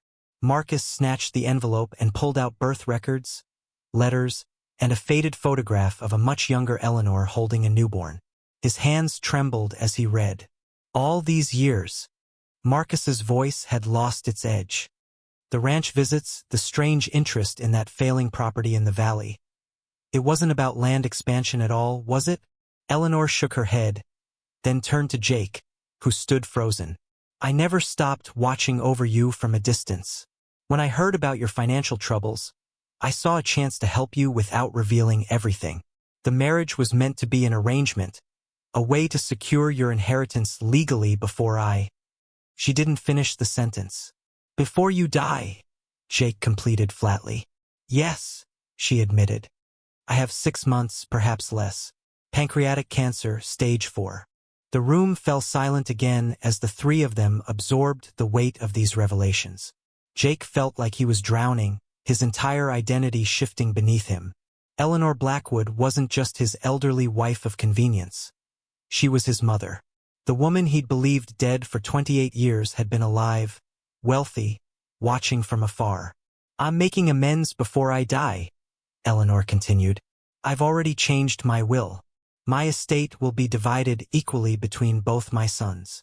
Marcus's shock transformed back into rage so quickly that Jake barely had time to register the change before Marcus grabbed a heavy crystal paperweight from the desk. "Both sons?" Marcus snarled. "You think you can rewrite history, bring in some cowboy you abandoned, and suddenly we're one big happy family sharing the Blackwood fortune?" Ms. Winters moved toward the door. "I'll call security." "Don't," Jake said sharply. "This needs to happen." Eleanor stood tall despite her frail frame. "I've made my decision, Marcus. Half to you, half to Jake. The brother you never knew you had." "He is not my brother," Marcus shouted, his face contorted. "And you are not the mother I thought you were." Without warning, Marcus lunged toward Eleanor, his arm raised with the paperweight. Jake moved instinctively, throwing himself between them. The heavy crystal came down, missing its intended target, but catching Jake across the temple. Hot pain blazed through his head as he stumbled, knocking into the side table where the family portraits sat. The frames toppled, glass shattering as they hit the hardwood floor. Blood trickled down Jake's face as he steadied himself against the wall. Marcus stood frozen, the paperweight still in his hand, a look of horror replacing his anger as he stared at the blood on Jake's face. "Oh my God," he whispered, dropping the makeshift weapon with a heavy thud. "I didn't mean to." Eleanor had rushed to Jake's side, her small hands pressing a handkerchief to his wound. "Vivian, call Dr. Patterson immediately." Jake pushed away from the wall, ignoring the spinning room. "I'm fine. It's just a cut." But the blood soaked through the white cloth quickly. Security personnel appeared at the doorway, summoned by the commotion. They looked uncertainly between Marcus and Jake, waiting for instructions. "Nobody touches my son," Eleanor said firmly, still holding the cloth to Jake's head. Then she looked pointedly at Marcus. "Either of my sons." Marcus backed away, looking at his hands as if they belonged to someone else. The rage had drained from him, leaving something raw and vulnerable in its place. "I was aiming for the wall," he said quietly. "I swear I wasn't trying to hit anyone." Jake nodded slightly, wincing at the pain it caused. He believed him. The look in Marcus's eyes wasn't cold calculation. It was the wild grief of a man whose entire world had just been upended. "I think," Jake said carefully, "that we all need some time to process this." The family doctor arrived within 20 minutes, stitching the gash on Jake's face in Eleanor's study while she watched anxiously. Marcus had retreated to the guest house on the property, unwilling to leave but unable to remain in the same room. The broken family portrait lay on the desk beside them, the glass removed, the photograph itself undamaged except for a crease across the middle that separated Eleanor from her husband and Marcus. 7 stitches, Dr. Patterson announced, cutting the thread. Keep it clean, and come see me in a week to remove them. When they were alone again, Jake stared at Eleanor. This stranger who was his employer, his wife, and now, apparently, his birth mother. The silence stretched between them. I should have told you from the beginning, Eleanor finally said. But I was afraid you'd reject me, and perhaps I deserved that. Jake touched the bandage on his face gingerly. My whole life was built on a lie. Not entirely, Eleanor said softly. Your father, the man who raised you, he loved you as his own. That was never a lie. Outside the window, Jake could see Marcus sitting alone on a garden bench, his head in his hands. And him? Jake asked. Did you ever tell him he had a brother? Eleanor shook her head. Marcus grew up lonely. I thought knowing would only hurt him more. Jake laughed without humor. Well, he knows now. The sun was setting over the property, casting long shadows across the manicured lawn. In the orange light, Jake could see the resemblance between himself and Marcus that he'd missed before. The same strong jawline, the same way of holding their shoulders. What happens now? Jake asked. Eleanor sighed deeply. That depends on both of you. I can't undo the past. I can't give either of you back the brotherhood you might have had. But I can try to make the future right. Jake stood and walked to the window, watching his newly discovered half-brother sitting alone in the fading light. He has every right to hate me, to hate us both. Yes, Eleanor agreed. But hate isn't the only possible response to pain. Jake touched the wedding band on his finger, the symbol of an arrangement that had transformed into something far more complicated than a business deal. He had come to this house looking for financial salvation, only to find his entire history rewritten. I need to talk to him, Jake said suddenly. Alone. Eleanor looked alarmed. After what just happened. Jake, he's volatile right now. So am I, Jake interrupted. But we're brothers, apparently. And brothers fight sometimes. Without waiting for her response, Jake left the study and headed toward the garden. Marcus didn't look up as Jake's boots crunched on the gravel path, but his shoulders tensed.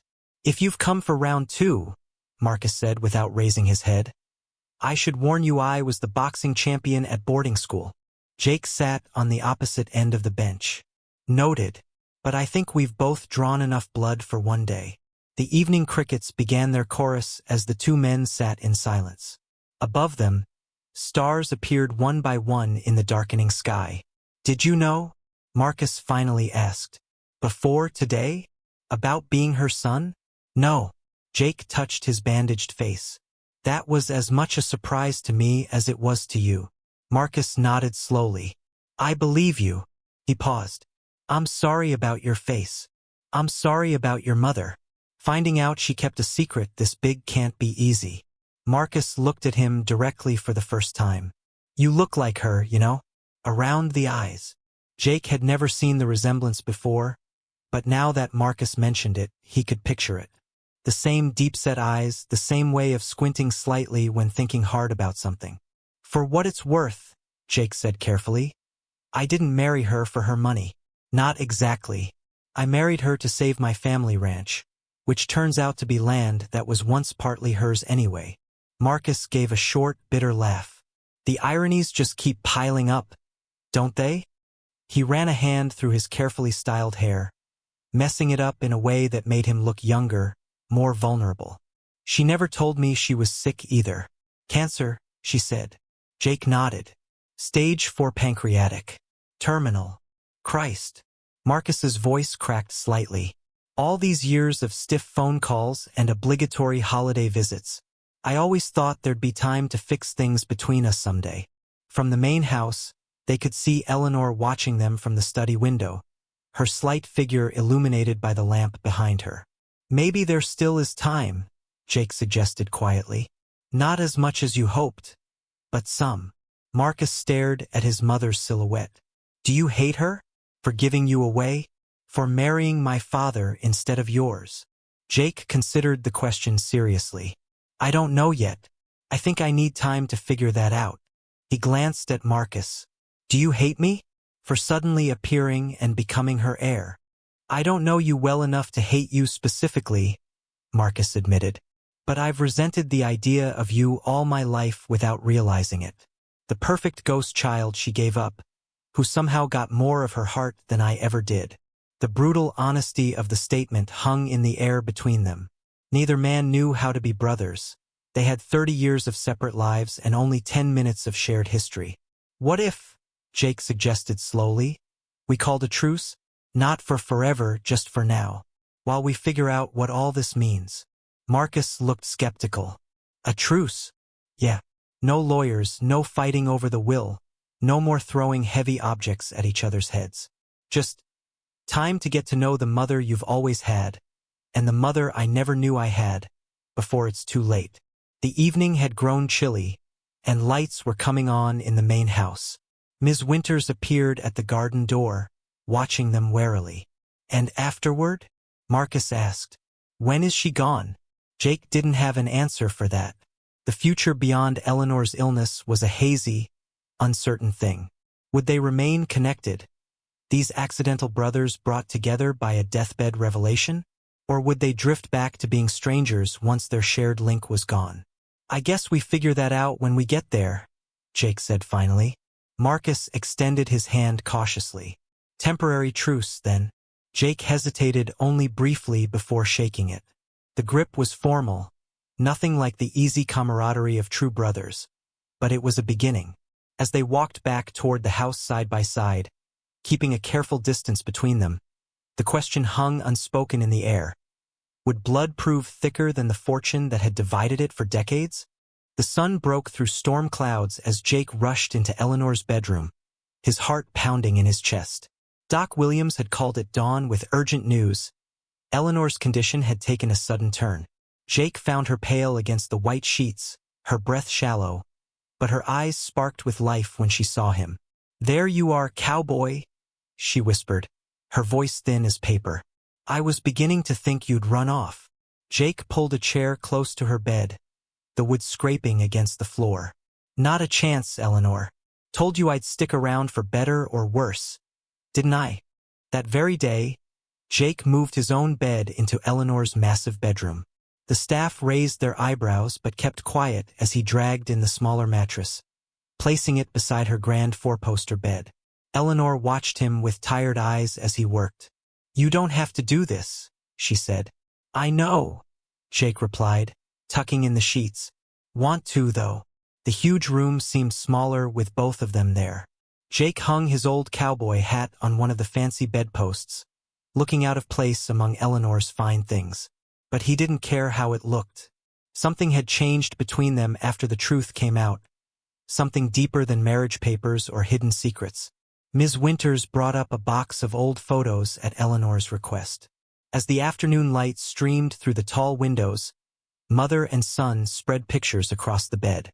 Jake's fingers shook when he picked up a faded snapshot of himself at age 6, riding his first pony. How did you get this? He asked. Eleanor's smile crinkled the corners of her eyes. I paid the photographer at the county fair that day. I have a picture from every birthday, every Christmas, every graduation. I never stopped watching over you. Jake blinked back hot tears. You were there the whole time? In the shadows? Always, Eleanor said, her hand trembling as she touched a photo of Jake winning his first rodeo ribbon. Your father would send me word when something big was happening.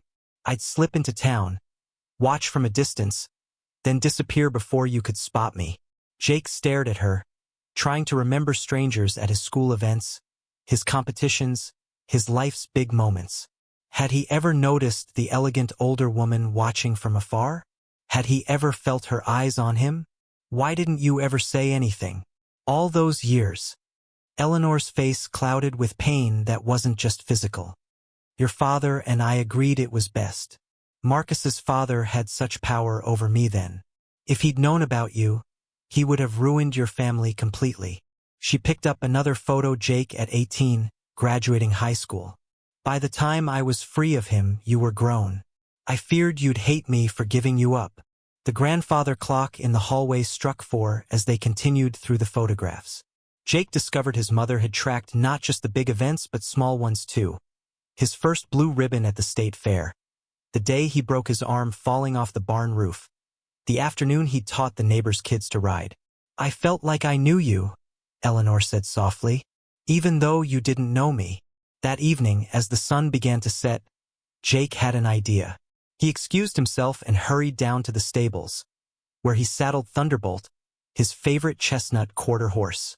The stable hands watched curiously as Jake led the horse across the manicured lawn, right up to the east wing of the mansion. "What in tarnation are you doing?"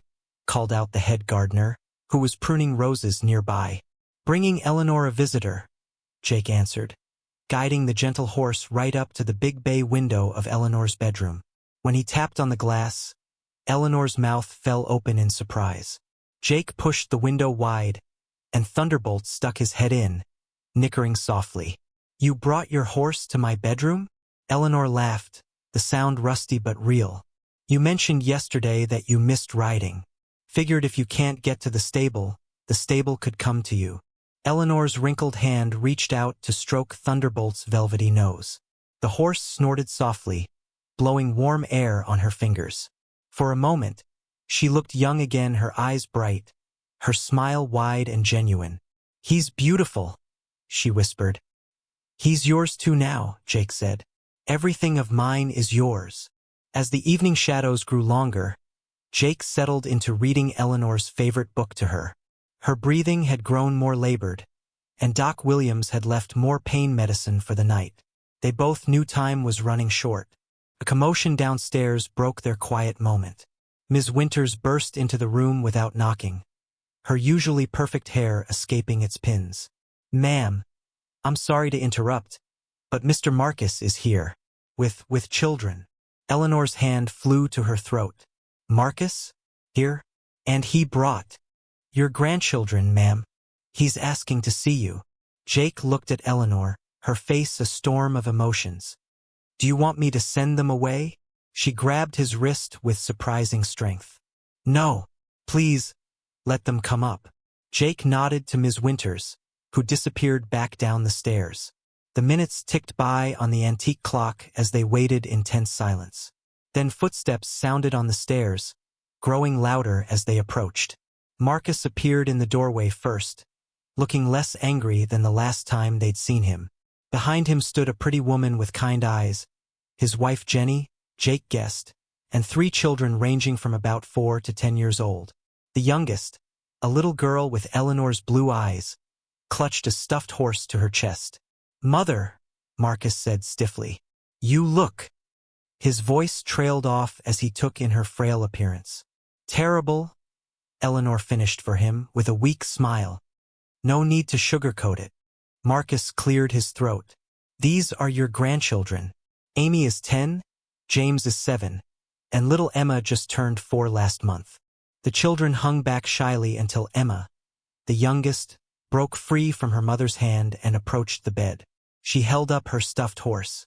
"Daddy says you have real horses," she said, her voice small but clear. Eleanor's eyes filled with tears.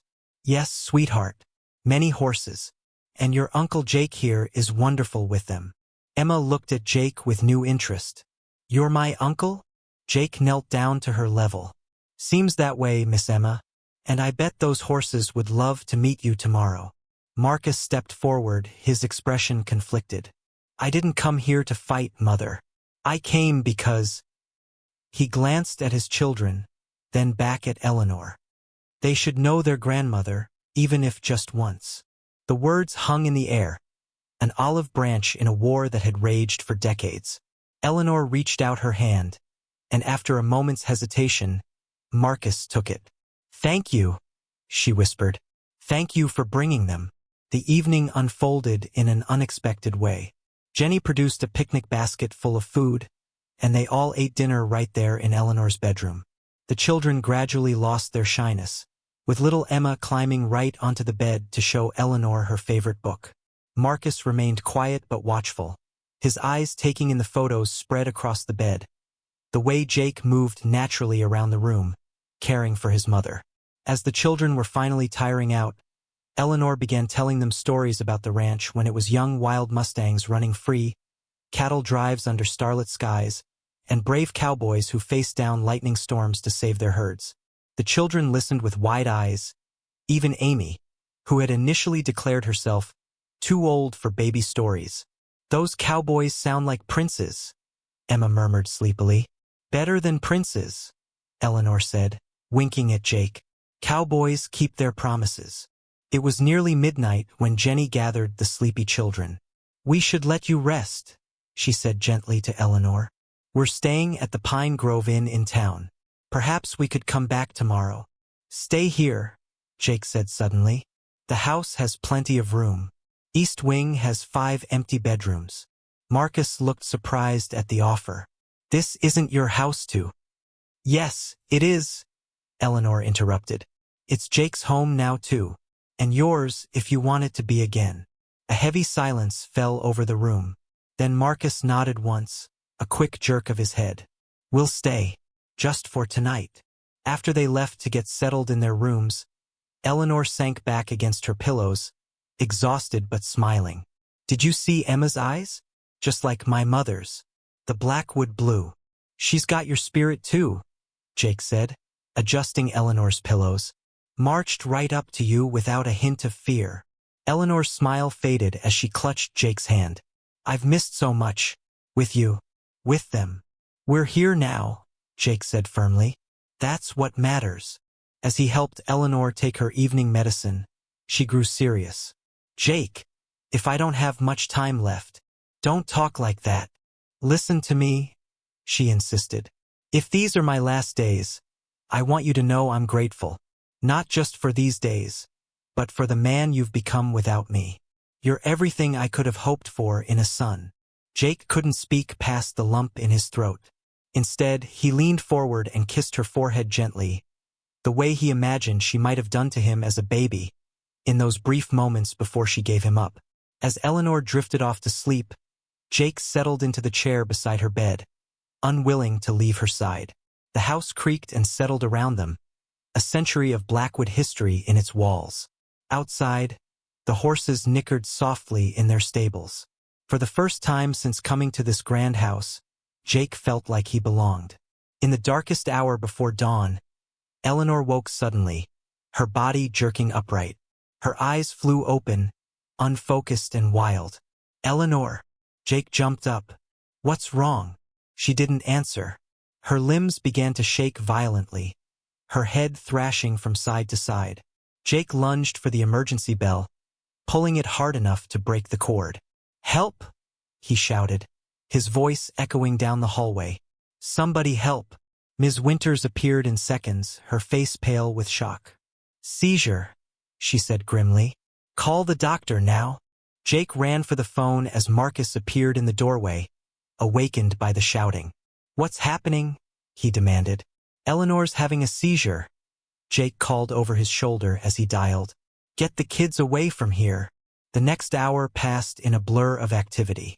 Doc Williams arrived in record time, his ancient truck spitting gravel as he drove up. The bedroom filled with people, the doctor, Ms. Winters, Jake, and eventually Marcus, who had made sure the children were safely with Jenny in the far wing. When Eleanor finally stabilized, the seizure passing like a terrible storm, Doc Williams pulled Jake and Marcus into the hallway. His face was grim in the dim light. "Boys, I won't sugarcoat this. That seizure was severe. Her system is shutting down faster than we expected." He put a hand on each of their shoulders. "Days at most, I'd say. Maybe hours." The words hit Jake like a physical blow. He leaned against the wall, feeling the solid surface hold him up when his legs wanted to give way. "There's nothing you can do?" Marcus asked, his voice cracking. Doc Williams shook his head. "Keep her comfortable. Be with her. That's all any of us can do now." When they returned to the bedroom, Eleanor was awake again, her eyes clear but tired. Ms. Winters had combed her hair and helped her into a fresh nightgown. She looked small against the pillows but somehow regal still. "Well," she said weakly, "I suppose the cat's out of the bag now. No more pretending I'm going to beat this." Jake sat on the edge of her bed, taking her hand. "Eleanor." "Mother," she corrected gently. "If I'm going to die soon, I'd like to hear you call me mother at least once." Jake swallowed hard. "Mother," he said, the word strange and wonderful on his tongue. "You're the strongest person I've ever known. If anyone can beat this—" "Hush," she said, squeezing his hand. "Some fights aren't meant to be won." She looked past him to Marcus, who stood awkwardly by the door. "Marcus, come here beside your brother." Marcus moved slowly to the other side of the bed. Eleanor took his hand too, so she held both her sons, one on each side. "My boys," she whispered. "My two boys together at last." Outside the window, the first light of dawn touched the eastern sky. A new day was beginning, full of uncertainty and hope. Would there be time enough for healing the wounds of decades? As Eleanor's breathing slowed and her eyes grew heavy, Jake and Marcus exchanged a look over her bed. No longer strangers or enemies, but brothers united in worry for the mother they shared.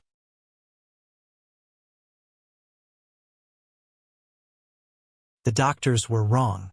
Eleanor Blackwood didn't die that night. Jake sat bolt upright when her fingers twitched in his hand. The morning sun streamed through the bedroom curtains as her eyes fluttered open. "You're still here," she whispered, her voice barely audible. "I'm not going anywhere," Jake replied, tears streaming down his weathered face. The cowboy who never cried now couldn't stop. Dr. Phillips arrived within the hour, his face a mask of disbelief as he checked Eleanor's vitals. "I've never seen anything like this," he admitted, scratching his balding head.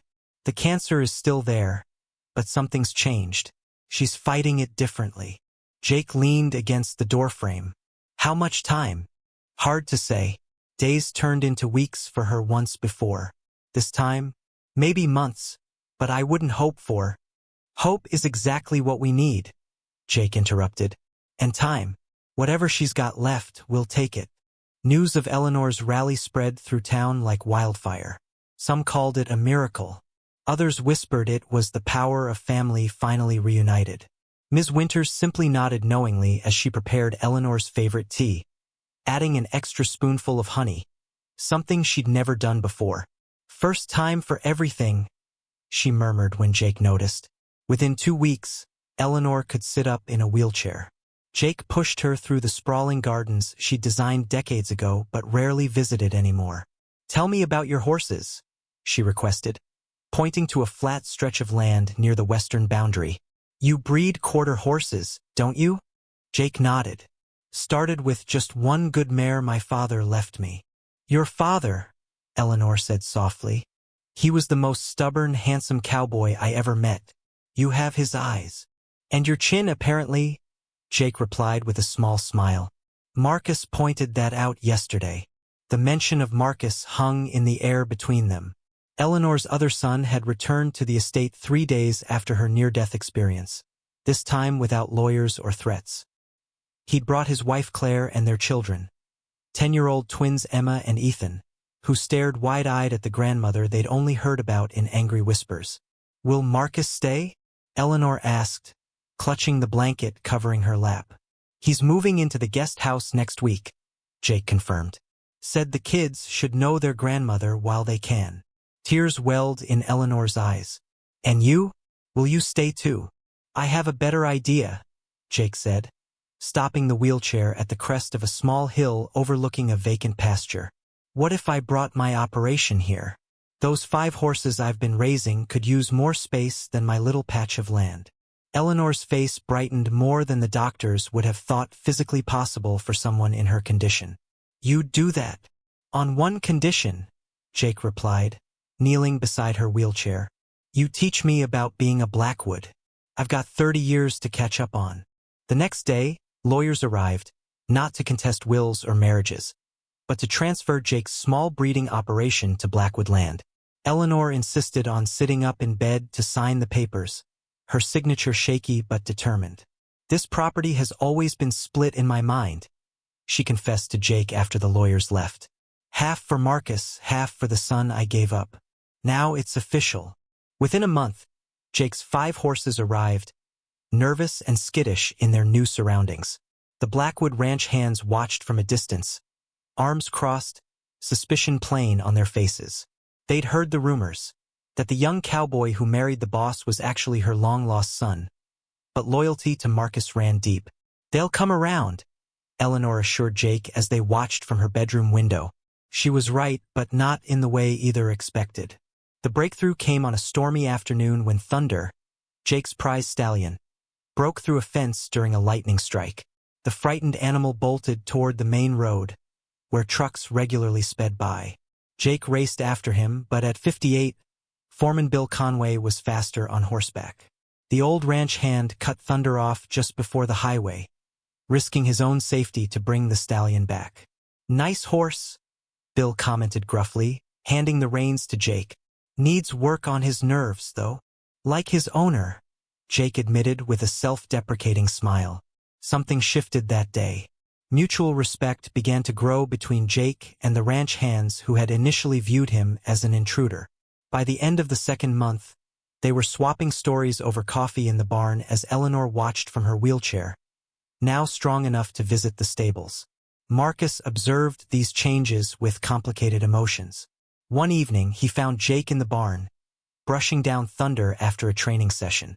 "You're good with them," Marcus acknowledged, keeping his distance from the large animal. "Horses are honest," Jake replied. "They don't care who your parents are or how much money you have." Marcus leaned against the stall door. "I spent 30 years hating the idea of you without ever meeting you." Jake continued brushing, letting the silence stretch. "My earliest memory," Marcus finally continued, "is mother crying while looking at some old ranch photos. I asked who the baby was in the picture. She said it was no one, but she kept looking at it." Jake set down the brush. "I'm not here to take anything from you, Marcus. I know that now." Marcus extended his hand. "My kids want to learn to ride. They're scared of Bill and the other hands. Would you teach them?" That weekend, Emma and Ethan had their first riding lesson on Jake's gentlest mare. Eleanor sat bundled in blankets on the porch, watching her grandchildren circle the paddock as her sons stood side by side giving instructions. Ms. Winters brought her hot chocolate. "Never thought I'd see the day," the housekeeper remarked. "Neither did I, Helen," Eleanor replied, using the woman's first name for perhaps the first time in 20 years of service. "Do you think they can truly become brothers?" Ms. Winters considered the question. "Brothers fight, ma'am, but they also stand together when it counts." Her words proved prophetic 3 weeks later when the bank called about discrepancies in the Blackwood accounts. Eleanor's former financial advisor had made risky investments without authorization, losing nearly 20% of her fortune before his scheme was discovered. The brothers sat together in the study, poring over documents. "We could sell the east property," Marcus suggested, running his fingers through his graying hair. "No," Jake countered. "That land connects to the water rights for the whole ranch. We sell that, we might as well sell everything." "Then what do you suggest, Cowboy?" Marcus snapped, momentarily reverting to his old hostility. Jake spread out his breeding records. "Thunder's bloodline. 3 buyers from Texas have been after me for stud rights. I've been saying no because I wanted to build my program first, but if we strike those deals now, horse breeding money won't cover this shortfall," Marcus scoffed. "It will buy us time," Jake insisted. "And I know ranching. The Blackwood cattle operation is running at 60% efficiency at best. Give me 6 months, I can turn that around." The brothers argued late into the night. Eleanor could hear their raised voices from her bedroom but smiled rather than worried. For the first time, they were fighting together rather than against each other. By month 4, Eleanor's rally had plateaued. The cancer hadn't advanced, but her strength waxed and waned unpredictably.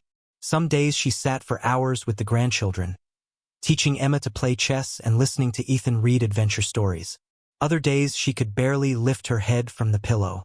During one difficult week, Jake brought his smallest horse, a spotted pony named Cookie, right up to Eleanor's bedroom window so she could see it from bed. "You always bring life with you," she told him weakly, pressing her palm against the glass as the pony nickered softly. Jake swallowed hard. "I'm thinking of naming my next foal Eleanor if it's a filly." She smiled. "And if it's a colt?" "Still Eleanor," he joked, making her laugh for the first time in days. That night, Jake found Marcus sitting alone on the porch steps, staring at the stars. "Mind some company?" Jake asked. Marcus shifted over. "She told me why she chose you." Jake sat down, waiting. "All these years, I thought she kept tabs on you out of guilt," Marcus continued. "But she said watching you struggle on that failing ranch, never giving up, reminded her of herself when she was young. Before the money, before the Blackwood name meant anything. She said you had her spirit. And you have her brains," Jake replied. "She told me that yesterday." The brothers sat in silence, sharing the weight of loving someone who would soon be gone. In month 5, the financial crisis reached its peak. The bank threatened foreclosure on 2 Blackwood properties. Jake's breeding deals had helped, but not enough. The solution came from an unexpected source, Ms. Winters. "My late husband left me some money," she explained to the brothers. "I'd like to invest in the ranch." Marcus was suspicious. "Why would you do that?" The housekeeper looked him squarely in the eye. "Because I've watched your mother build this place for 40 years. I won't see it fall apart now that she's finally happy." With Ms. Winter's investment, plus emergency sales of some non-essential assets, the Blackwood finances stabilized. Eleanor insisted on being present for every meeting, sometimes participating only through written notes when her voice failed her. As month 6 began, Eleanor's condition worsened again. Dr. Phillips warned the family to prepare.